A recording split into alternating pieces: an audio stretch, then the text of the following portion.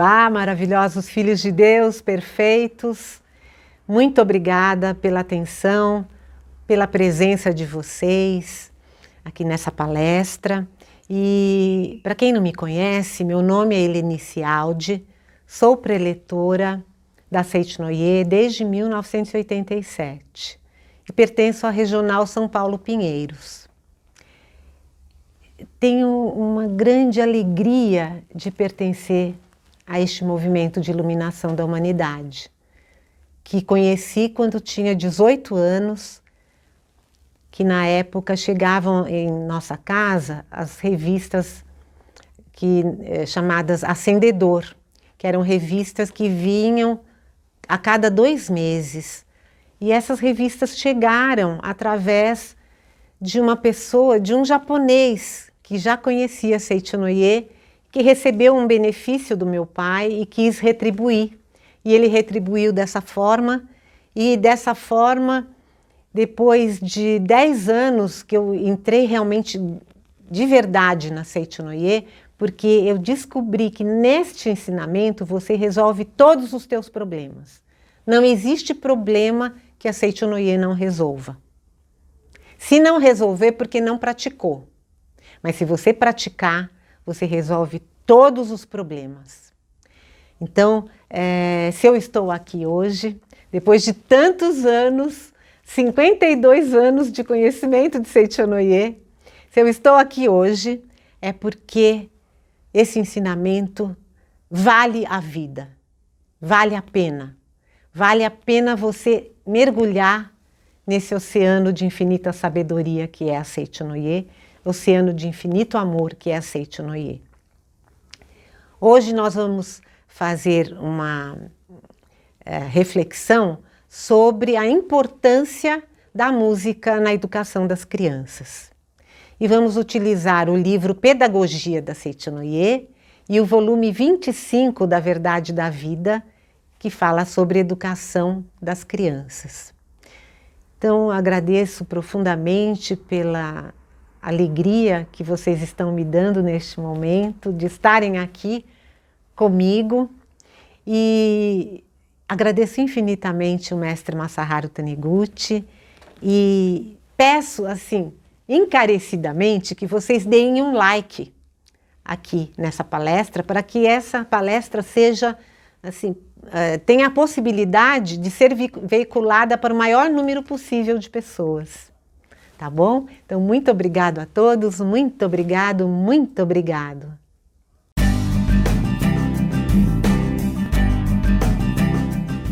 Oração para o surgimento do paraíso terrestre. Chegou o momento de renascer. O passado já está longe. As nuvens sombrias dissiparam-se todas e a alvorada esplendorosa anuncia o advento do paraíso repleto de júbilo.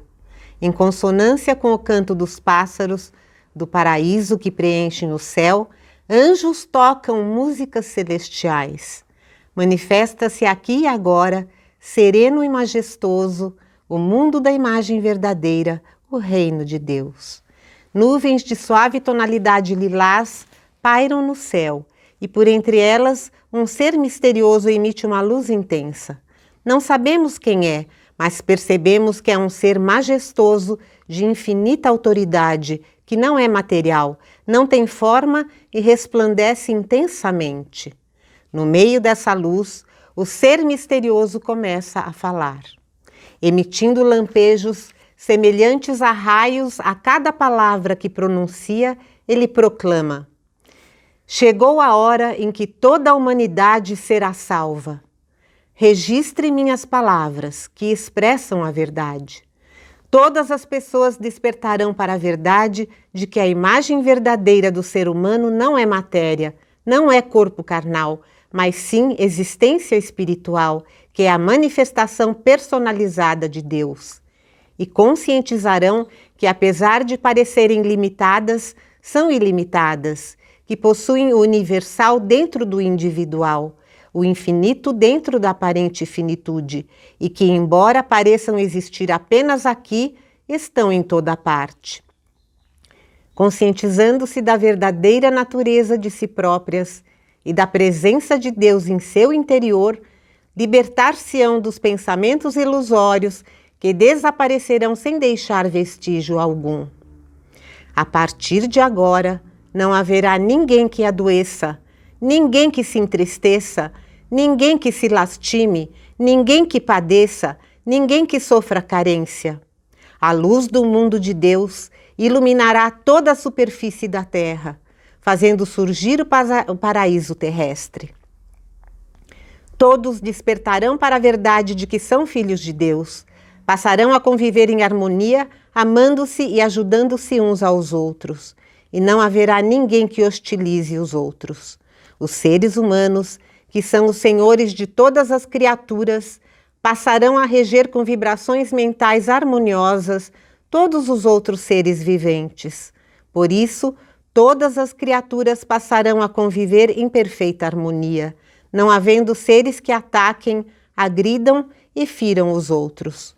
Não mais existirão animais carnívoros, nem insetos nocivos, leões, tigres, panteras, lobos e todos os demais animais ferozes se tornarão herbívoros e mansos, infundindo grande afeto nos seres humanos. Os insetos nocivos deixarão de atacar a lavoura e, tornando-se úteis, passarão a se alimentar de ervas comuns. Por isso, será desnecessário o uso de agrotóxicos e, consequentemente, não mais haverá poluição ambiental. A humanidade deixará de se alimentar apenas do fruto da árvore da sabedoria humana e, obedecendo à orientação da sabedoria de Deus, estabelecerá uma nova ciência, a ciência espiritual. Assim, todos passarão a se alimentar do fruto da árvore da vida, despertarão para a imagem verdadeira da vida e retornarão ao paraíso de onde haviam sido expulsos. Chegou o momento. Todas as pessoas do mundo despertaram para a imagem verdadeira de si próprias, e o paraíso está prestes a se concretizar neste mundo. Registre isto, pois é a verdade. Os que alcançaram o despertar devem praticar atos de amor e caridade, conviver em harmonia, colaborando uns com os outros e conduzir para a salvação os que vêm atrás deles. Tudo o que profetizei acontecerá infalivelmente. Tudo já está confirmado. Portanto, acreditem todos nestas palavras. Rejubilem-se, levantem taças para celebrar este fato glorioso e entoem palavras de louvor a Deus. É o momento do abençoado renascimento. Muito obrigada, muito obrigada, muito obrigada.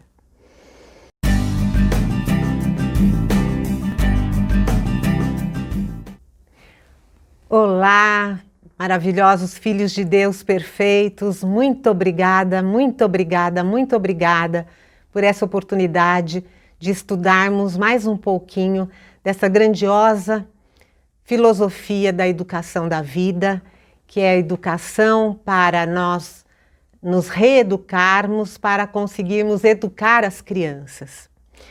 É uma grande alegria estar aqui representando o mestre Masaharu Taniguchi, que é o fundador da Seicho-no-ie, para transmitir o seu ensinamento, que é um ensinamento que veio para nos libertar, para nos elevar e para que nós manifestemos grandiosamente a nossa verdadeira natureza, que é de Filho de Deus perfeito e maravilhoso. Então, hoje nós vamos falar sobre educação da vida e a importância da música na educação. Esse livro, volume 25, da Verdade da Vida, é um dos 3 volumes da coleção da Verdade da Vida que fala sobre educação. Nós temos o volume 14, o 25 e o volume 30, que também tratam sobre educação. Eu gosto muito dos prefácios dos livros do mestre, porque no prefácio o mestre explica tudo que vai acontecer no livro e muitas vezes dá um insight maravilhoso daquilo que a gente vai aprender. E nesse prefácio do volume 25, ele começa assim: a base da educação deve consistir em crer na potencialidade infinita da criança, descobrir seus talentos e suas habilidades, elogiá-la, incentivá-la, fortalecer-lhe a autoconfiança e assim fazê-la interessar-se pelos estudos. A possibilidade de desenvolvimento da criança é a possibilidade de desenvolvimento da própria vida. E a vida se desenvolve viçosamente quando se vê livre de restrições. Quais são essas restrições? Aqui no capítulo Sabedoria, da Sutra Sagrada Chuva de Néctar da Verdade, aqui especialmente neste livro, na página 34, nós encontramos o que fala o mestre sobre a sabedoria. A sabedoria é luz de Deus. É luz perfeita que acompanha a realidade. É luz infinita e onipresente que desconhece restrições. Então, quando ele fala aqui que a vida se desenvolve livremente quando não há restrições, então nós precisamos usar de sabedoria para educar. Não aquela sabedoria da inteligência humana, da sagacidade humana, mas uma sabedoria que vem diretamente de Deus e que ilumina todas as nossas ações, todas as nossas palavras e nos liberta. Então, quando o homem se vê livre para manifestar a sua potencialidade, ele se torna feliz, porque ele se torna uma pessoa útil, uma pessoa livre, uma pessoa reconhecida e que pode manifestar todas as suas qualidades. Então, aqui, olha que lindo que é esse trecho dessa sutra. Que, então, essa luz da sabedoria de Deus, ela está presente em todas as coisas e ilumina todas as coisas. O homem, sendo filho da luz, e porque está sempre na luz, desconhece a escuridão, desconhece tropeços, desconhece embaraços, como anjos que passeiam no céu, como peixes que nadam no oceano, passeia no mundo da luz, pleno de luz e cheio de alegria. Então, o que significa isso? Significa que nós, quando usamos de sabedoria, nós nos adequamos à situação em que nós vivemos da melhor forma possível, como se nós passeássemos no mundo da luz, cheio de luz e pleno de alegria, cheio de alegria. Então, isso se chama adequação. Adequação é uma forma de nós nos adaptarmos às situações da forma mais sábia possível. Então, o mestre Masaharu Taniguchi sempre ensina adequação à hora, pessoa e lugar. Então, essa restrição é falta de sabedoria da nossa parte. Precisamos, então, estudar com afinco, precisamos nos dedicar à leitura diária dos livros da Seicho Noye, porque nos livros você só recebe ensinamento de sabedoria, ensinamento de luz. Então, precisamos nos dedicar mais à leitura e conseguir colocar em prática essa leitura. A leitura é uma das práticas religiosas, são 3 práticas importantes religiosas da Seicho Noye. A primeira é a meditação Shinsokan, com a qual nós recebemos a sabedoria de Deus através do canal mental que nos liga a Deus. Então, o homem, o ser humano, é o único ser vivo nesse planeta que tem a mente que pode se ligar a Deus. Os outros seres são maravilhosos, todos são filhos de Deus, mas o homem, o ser humano, é o único ser que pode se ligar a Deus através da meditação. E com essa meditação, o homem se ligando a Deus, ele se torna um próprio filho de Deus, ele se torna a própria natureza divina viva aqui na Terra. E passa a ser feliz e fazer feliz todas as pessoas ao seu redor. Então, voltando àquela o prefácio do volume 25, que o mestre fala que antes de mais nada, então nós precisamos eliminar as amarras da restrição. Então, através das práticas, das 3 práticas, como eu estava falando, a primeira meditação Shinsokan, depois leitura de livros e sutras sagradas e cantos em louvor, e atos de bondade.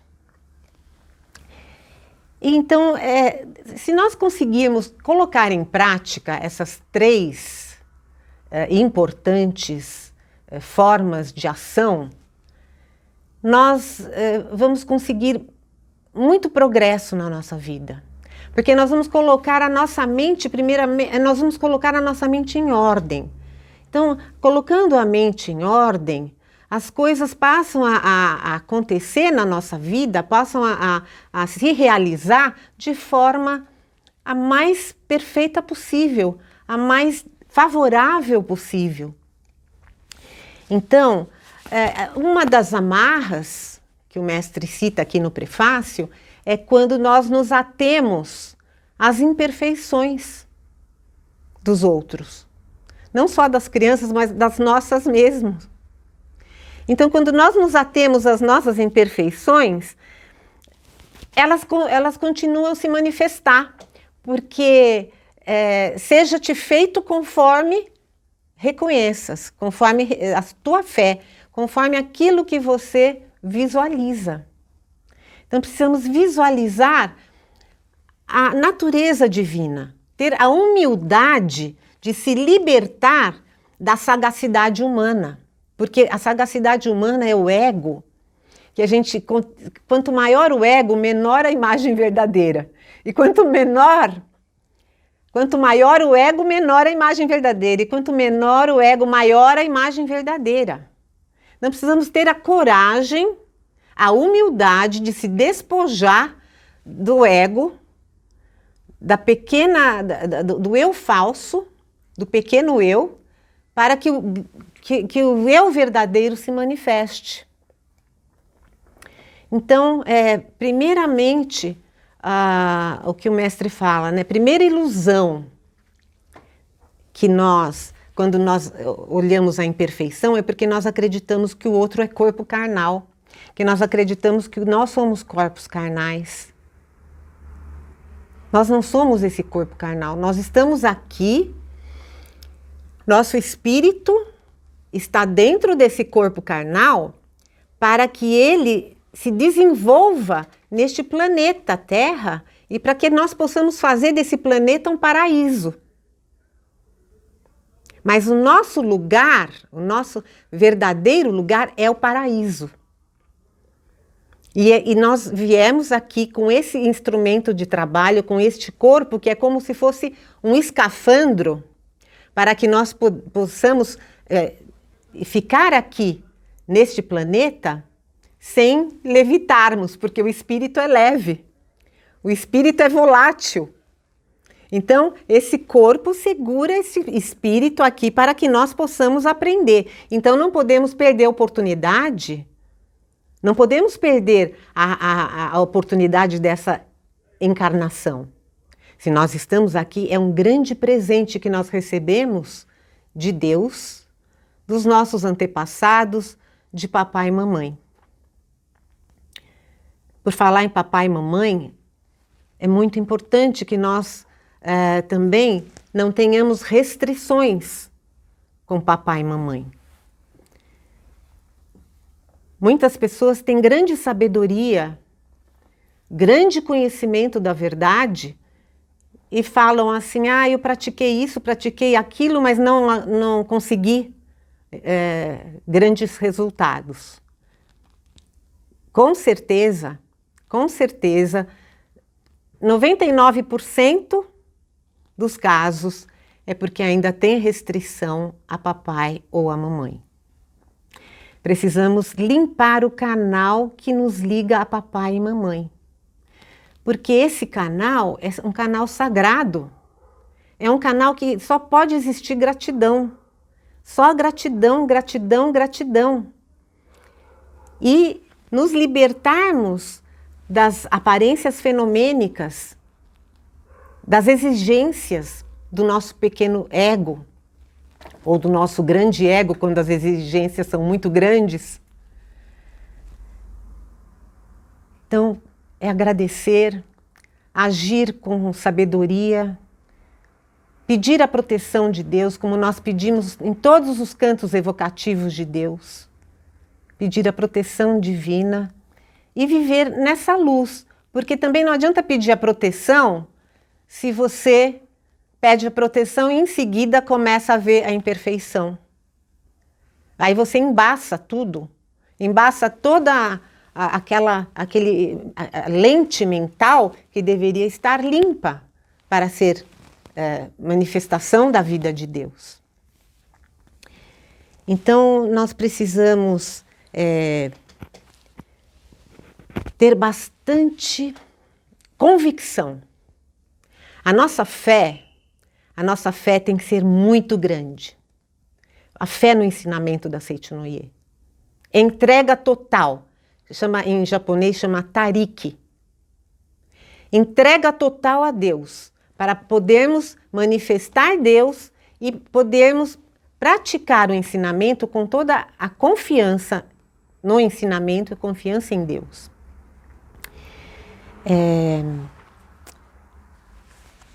O que eu gostaria também de falar é sobre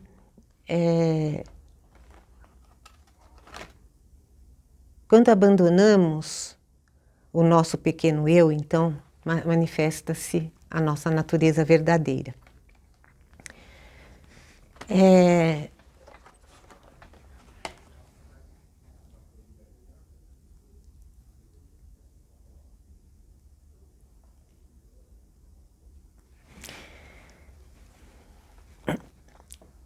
A palavra é força criadora.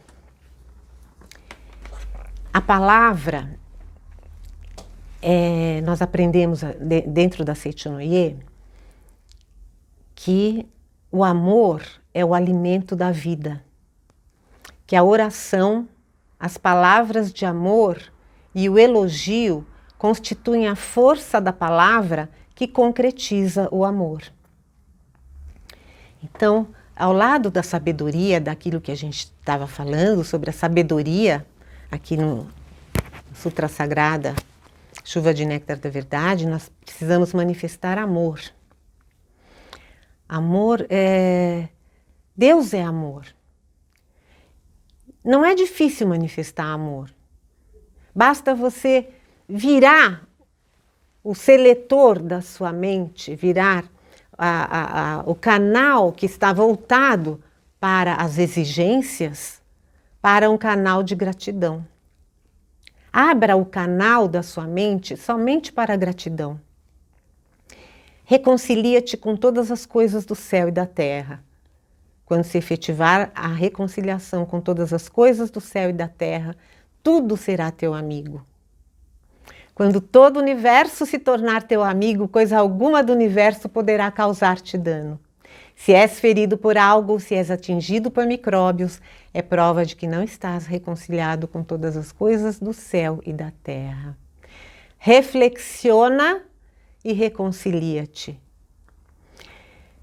Esta passagem da revelação divina da grande harmonia exige bastante atenção. Porque quando o mestre cita reflexiona, essa reflexão é uma forma de nós voltarmos para nós mesmos e olharmos como nós estamos conduzindo a nossa mente, como nós estamos conduzindo as palavras que emanam de dentro da nossa boca. Que, como Cristo dizia, não é o que entra pela boca que macula o homem, mas o que sai da boca do homem. Então, precisamos analisar profundamente as palavras que nós proferimos diariamente. Então, quando nós cantamos algumas músicas, o mestre Masaharu Taniguchi fala que às vezes a música ela possui um encantamento, uma sensibilidade tão grande que a gente acaba cantando letras com um cunho negativo, mas a melodia é tão envolvente que você acaba cantando várias vezes. E aquela palavra é uma palavra negativa. Precisamos tomar muito cuidado com as palavras que nós proferimos, com as canções que nós emitimos, que nós entoamos. E por falar em música, existe um estudo de uma psicóloga argentina muito interessante, que ela diz que a criança ela não nasce chorando, ela nasce cantando. E ela, como conhecedora de música, ela acompanhou 6 crianças nesse estudo que ela fez, nessa experiência. Ela acompanhou as crianças desde o nascimento até os 3 anos de idade. E ela escrevia no pentagrama as notas que as crianças emitiam e passavam para os pais, para que os pais cantassem para a criança aquele som que a criança estava emitindo desde o momento que nascia. Então, ela quis provar com esse experimento que quando a criança ouve o mesmo som que ela está emitindo, ela se sente acolhida, ela se sente ouvida, ela se sente como se estivesse num ambiente de acolhimento mesmo. E ela acompanhou essas crianças e ela notou que as crianças, né, isso aí, essa troca de música, né, de sons, na verdade, do começo da vida da criança, cria um diálogo impressionante. Eu fiz isso com os meus netos e eles continuavam balbuciando e emitindo aqueles sons, e a gente também, e aquilo fazia com que eles gostassem, sabe? Quisessem interagir. Muito interessante isso. E ela notou, depois de 3 anos, que essas crianças eram muito mais calmas e muito mais tranquilas do que as crianças, do que a maioria das crianças dessa idade. Então, nós devemos considerar que a música, aqui nesse livro Pedagogia da Seicho-no-ie, mestre Masaharu Taniguchi fala da importância da música na educação. Aqui na página 20, a importância da música na educação de bebês. Então, ele fala que é importante colocar músicas suaves para as crianças ouvirem. Então, eu gostaria de recomendar, assim, para as pessoas, todos os segundos movimentos das obras de Beethoven, que são as músicas consideradas as músicas mais sublimes e tranquilas que já foram escritas nesse planeta Terra. Então, principalmente o segundo movimento do 5º concerto para piano e orquestra é de uma beleza inacreditável. Vocês podem pesquisar o segundo movimento, quer dizer, o concerto todo é lindo, são 3 movimentos, mas o segundo movimento são todos os segundos movimentos, por todos os musicólogos, são considerados as obras mais tranquilas, serenas e belas que já foram escritas, né? Para nós serenarmos a nossa mente. Então, vale a pena vocês pesquisarem todos os segundos movimentos de Beethoven, de qualquer obra que seja. Eu tenho, assim, predileção por esse 5º concerto para piano e orquestra, que é de uma beleza inenarrável, uma beleza sublime mesmo. Então, o mestre fala que A criança, primeiro, ela se desenvolve através do tato. E ela vai se estimulando, sentindo que existe alguma coisa, uma existência além dele próprio, né? Então ele começa a reconhecer o seu próprio mundo interior e o seu mundo exterior. E começa a sentir que existe uma sintonia entre esses mundos, possibilitando o sentir. E aqui o mestre fala uma frase muito interessante que ele diz: podemos dizer que o grau de desenvolvimento da sensibilidade é o grau de despertar da pessoa. Olha como é importante a arte, né? A música é a arte dos sons. A palavra música vem do grego musike, tekné, quer dizer a arte das musas. Então a música é a arte mais espiritual que existe, porque ela não é, você não consegue, o pintor, ele pinta o quadro e o quadro, ele expõe o quadro de forma concreta, nesse mundo de 3 dimensões. Mas o compositor, ele compõe a música e ele depende daquele momento em que o intérprete está interpretando. A música só existe no momento em que ela é tocada, depois ela desaparece, é impermanente. Então, a música realmente ela é assim, impermanente, ela é volátil, ela é transitória e ela não existe a não ser quando o intérprete está tocando, porque uma partitura, você pode colocar a partitura na gaveta, né, que não vai acontecer nada. Então, é importante, então, os intérpretes são, então, aqueles que demonstram o seu amor pela arte e também demonstram que eles são úteis à humanidade, porque é através dos intérpretes que nós podemos ouvir as músicas. E o mestre fala, né, que para desenvolver na criança o talento para a música, é importante que ela ouça músicas na fase mais propícia para isso. Fazê-la ouvir boas músicas já a partir da primeira quinzena da sua vida. É excelente não só para despertar o seu ouvido para a música, mas também para apurar e enriquecer a sua sensibilidade.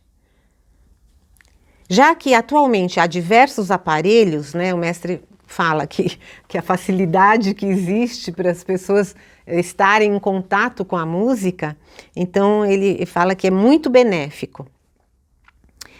Então é importante também que os pais estimulem os filhos não só a ouvirem a música, mas mais tarde também a tocar algum instrumento. Porque quando a criança toca um instrumento, ela desenvolve várias habilidades, inclusive ela usa os 2 lados do cérebro, que o lado esquerdo é o lado que domina o ritmo, e o lado direito é o lado em que ela domina a melodia. Então a música é ritmo e melodia. Então quando ela usa os 2 lados do cérebro, ela também consegue se desenvolver mais em todos os sentidos. Existe uma peça orquestral que se chama O Pedro e o Lobo. O Pedro e o Lobo, de Sergei Prokofiev. É uma obra para crianças, é uma história para crianças musicada. Chama-se Pedro e o Lobo. Vale a pena também vocês mostrarem para as crianças essa peça, porque ela mostra cada personagem dessa obra. O Pedro, por exemplo, ele é mostrado através dos sons de uma orquestra de cordas. O lobo é demonstrado através de trompas. Os caçadores são mostrados através de percussão. Tem o passarinho através da flauta, a pata através do oboé e o gato através da clarineta. Então, toda vez que aparece o som da orquestra de cordas, você sabe que é o Pedro que está surgindo em cena. A hora que aparece o oboé, é a pata que está surgindo. E aí, essa historinha, ela foi, pela primeira vez, foi levada em 1936, sob encomenda de uma diretora de teatro e professora de teatro em Moscou. Em 1950, essa obra ela conta com um narrador. E em 1950 ela foi levada pela Sinfônica de Boston, e quem narrou foi a primeira-dama dos Estados Unidos, Eleanor Roosevelt. Para vocês terem ideia de como é importante para a criança que essa obra seja conhecida. É extremamente didática do ponto de vista musical. E para terminar a obra, para ficar politicamente correta, né, existem maestros que, ao invés de colocar que os caçadores capturaram o lobo e fizeram alguma coisa de ruim com o lobo, então colocam que o lobo foi capturado, mas viveu em harmonia com todos os outros seres, assim como aquela oração da Verdade e Orações, que consta no volume 2, sobre o surgimento do paraíso terrestre, que nós vamos ler. E interessante isso, muito interessante, porque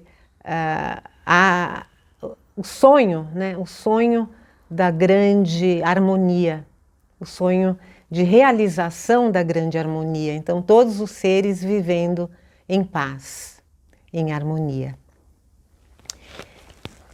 E o que eu gostaria de frisar também, existem outras obras importantes para a juventude, como, por exemplo, o Guia para a Juventude, de Benjamin Britten.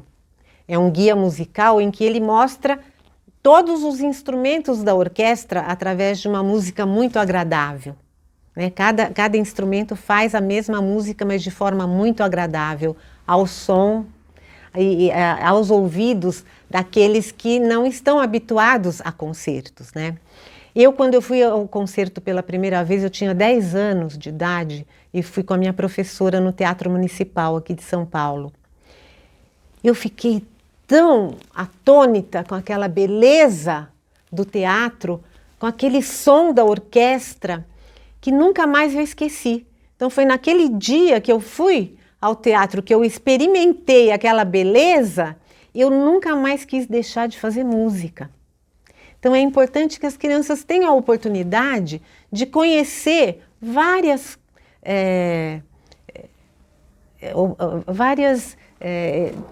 atividades artísticas, né? É muito importante levar as crianças para exposições, para museus. Eles adoram descobrir a arte, o belo, porque está dentro deles também. E eu gostaria de frisar que a música, ela é inerente a nós.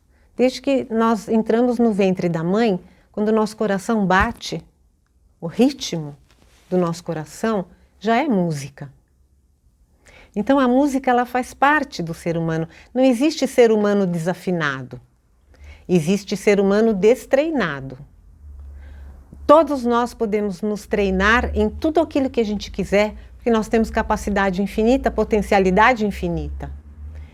Então, é importante que nós sigamos a nossa vocação, assim como fala aqui no Pedagogia da Seitinoye, esse primeiro capítulo, né, um método educacional para cultivar a vocação.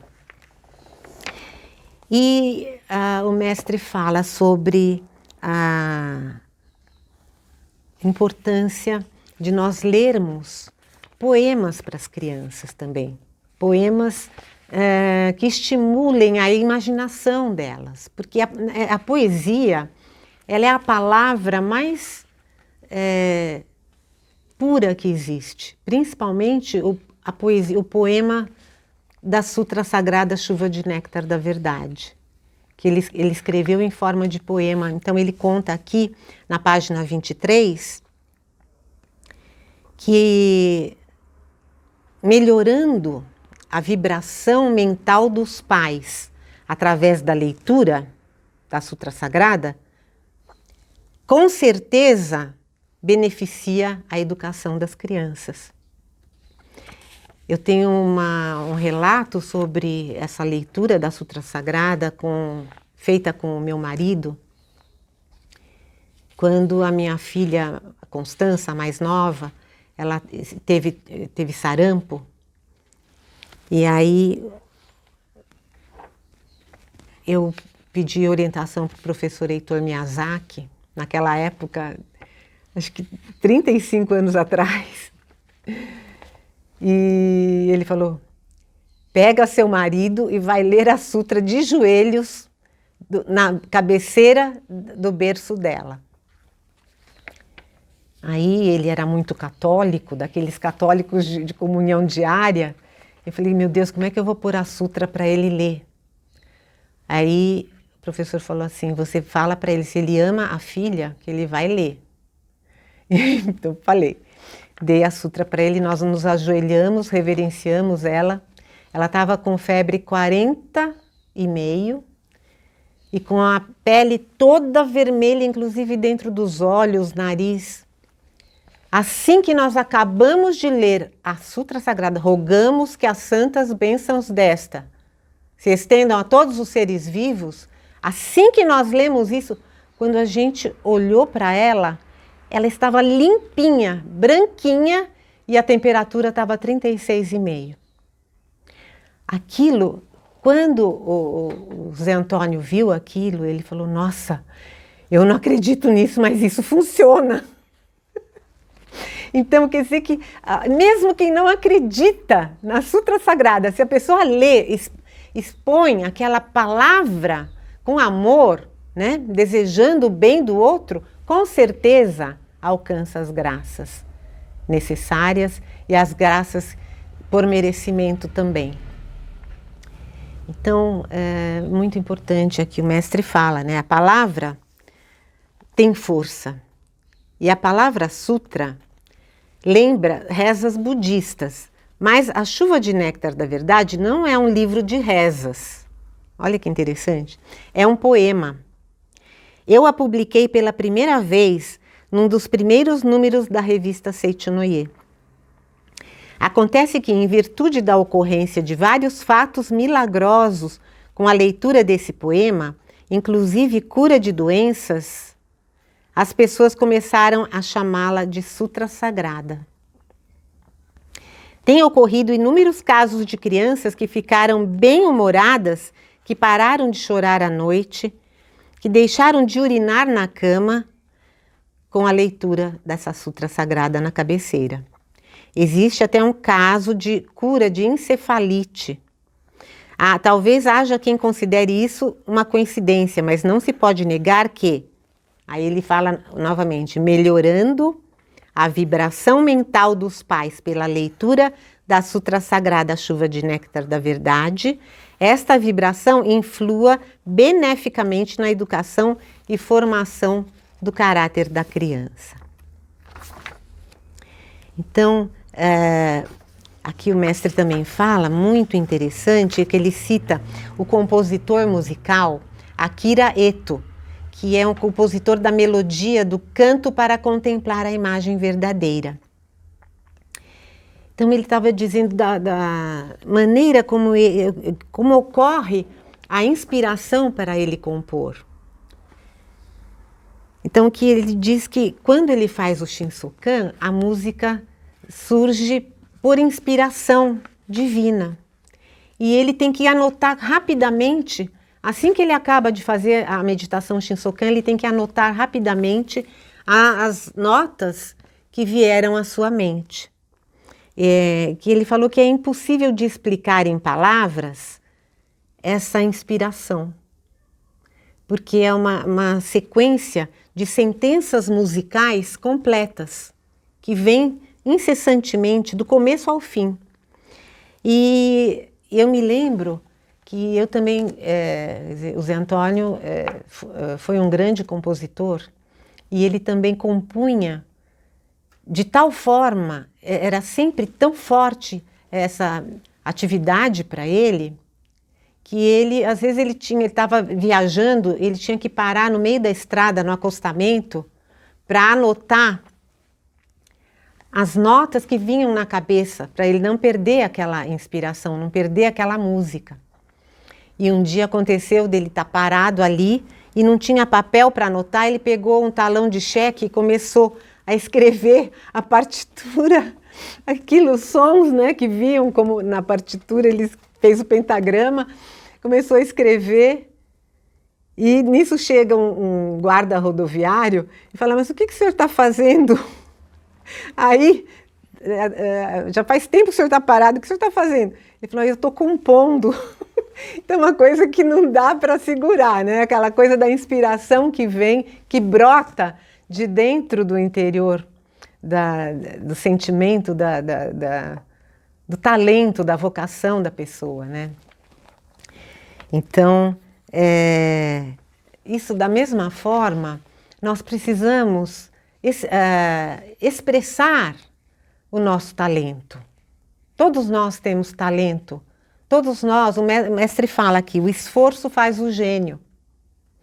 O Zé Antônio, mesmo sendo um grande compositor premiado internacionalmente, ele não parava de estudar.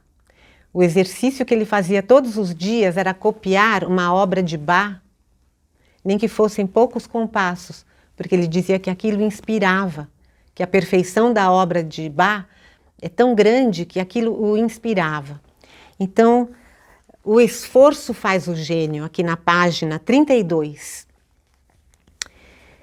O esforço é uma das 6 paramitas budistas, né? Primeira, generosidade, segunda, moralidade, terceira, paciência, quarta, disciplina ou esforço entusiástico, concentração, a quinta, e a sexta, sabedoria. Então, o esforço entusiástico, ele exige disciplina, disciplina de nós estudarmos diariamente, para tudo aquilo que a gente quiser expressar, para aquilo que a gente quiser se tornar. É necessária essa atenção, essa disciplina, esse esforço, mas não é um esforço cansativo, mas é um esforço com entusiasmo, esforço entusiástico, com alegria, sabendo que cada dia você está progredindo mais. Então, o mestre fala aqui que nesse item que ele fala, né? Mesmo que um compositor conceba uma boa música, se ele não se esforçar para exprimi-la perfeitamente com seu instrumento musical e se conformar com uma expressão aproximada da ideal, ele não poderá compor uma boa música. Entre as redações das crianças, há, obviamente, algumas excelentes, mas a maioria das crianças desiste de expressar perfeitamente suas ideias, pensando que não tem capacidade para isso. Então, para se tornar um gênio, é realmente necessário esforço, não basta inspiração.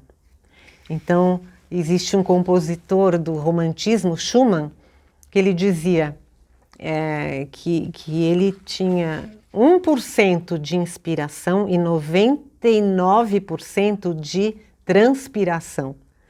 Quer dizer, o esforço tinha que ser 99% e 1% de inspiração. Então, vamos assim nos esforçar, né, para que possamos expressar as nossas potencialidades e com isso nos tornarmos pessoas úteis ao Brasil e à humanidade. Então eu agradeço profundamente a atenção de todos os senhores, senhoras, jovens, maravilhosos, filhos de Deus perfeitos, que nós possamos caminhar, seguir esse caminho, como diz o professor Fernando Marques, siga reto, sempre em frente. Isso significa que nós devemos seguir sempre o caminho da luz, sempre, sem titubear, sem olhar para os lados se tem sombra de um lado direito ou se tem sombra do lado esquerdo. Vamos seguir reto para o caminho da luz, para que nós possamos, então, levar uma vida feliz, que é isso que é a vontade de Deus. Quando a gente fala, seja feita a vontade de Deus, a vontade de Deus é que a gente seja feliz, alegre, saudável, próspero, harmonioso. É isso a vontade de Deus. Então, vamos seguir o caminho para realizar a vontade de Deus na face da terra. Muito obrigada, muito obrigada, muito obrigada a todos. Muito obrigada.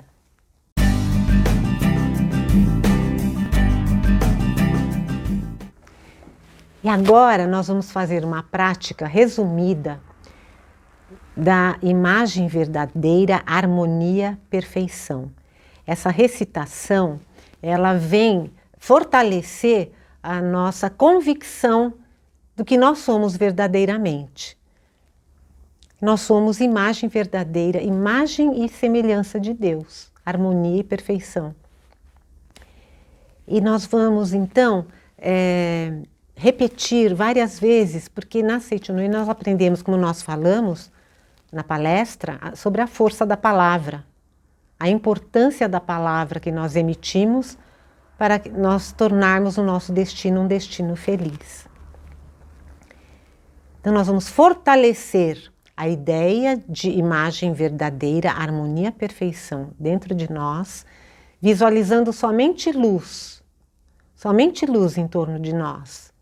E vamos repetir durante vários minutos e vamos, assim, aumentando a nossa luz. Primeiro nós vamos pensar nessa luz de dentro para fora e vamos aumentando essa luz até que ela se funda com todo o universo e que o nosso corpo carnal se dissolva nessa luz, que nós nos tornemos realmente luz de Deus, através da recitação.